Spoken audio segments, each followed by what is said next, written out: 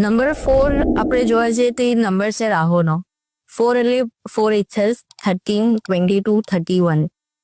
Number 4 એ છે ને આપણે અગર જોવા જઈએ, અગર આપણે માઇથોલોજીકલ છે એમાં જોવા જઈએ તો જ્યારે કેતુ કે રાહુ એ એક ડેમન હતા, એ જ્યારે અમૃત પીવા ગયા એટલે એમનો વધ થઈ ગયો. એટલે જયારે અગર આપણે 4 નંબર વાળાની વાત કરવા જઈએ નથી, એ લોકોનો દિમાગ એટલું શાર્પ ચાલે કોઈ બી વસ્તુમાં કે તમે કોઈ બી વસ્તુ તમારાથી ન થતી હોય ને તો એ બ્રેન સ્ટ્રોમિંગ એક્ટિવિટી કરે, એટલે એટલી મહેનત કરે ને કે એ કામ તમારાથી બી વધારે એફિશિયન્ટ રીતે કરી શકે.